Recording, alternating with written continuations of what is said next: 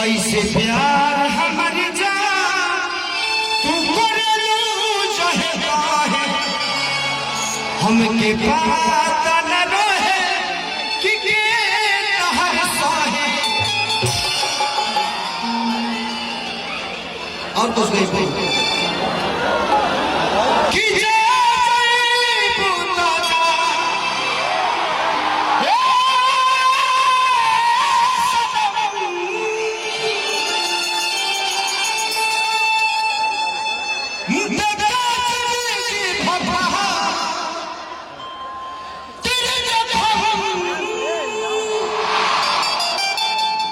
जने सोचा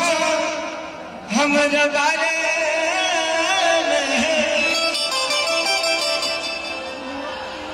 कि जने सोचा हमारा बारे में तो हर खातिर हमारा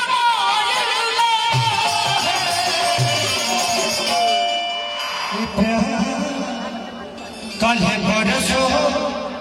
के कहीं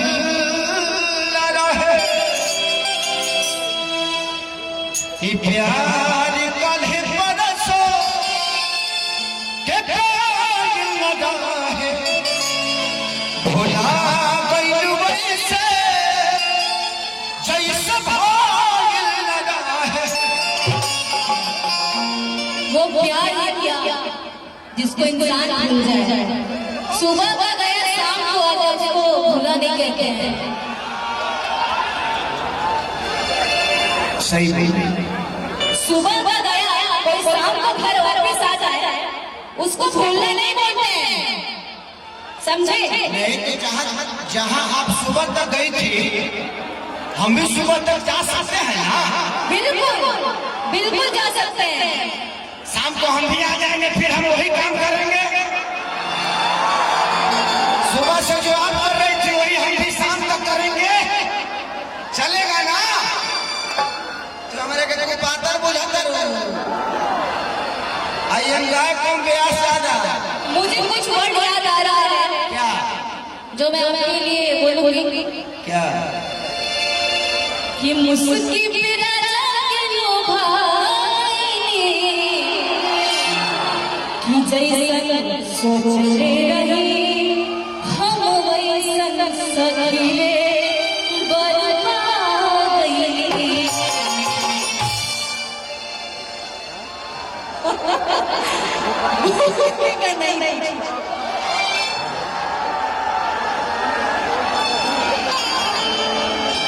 कि तोहर के बांधे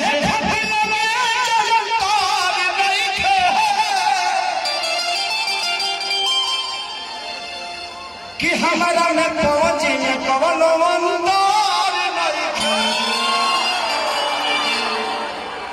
हम दोनों भाई हैं आप वहां रहिए मेरे पास रहिए हम दोनों सर्विस बराबर देंगे मैंने स्टेज शो गाना बजाना सिनेमा हम दोनों का काम एक ही है जी आप दोनों मेरी जान हैं वो धड़कने में आप तू इन्हें घूमू कहने सर्विस में अब वो पीछे रहूँ तो पीछे से पही तहार जवाब नहीं के दिन पर तू कम आदमी बढ़ू पागल कर दे तहार जोड़ा बाबा कि हम हमारे जोड़ा के होने के हम भी जोड़ बांधे हो कि तहार जोड़ा तो सरी जाना ये जाना कि कवन दीवाना की मोहल सवार हो हमरा खातिर जमीन पे उतार हो तो हरी अखियां बकैले दीवाना जाना बड़वन मोहन जैसन खजाना बोलो के करके कर बनबू जनाना ये जाना आप सबको क्या मजा आ रहा है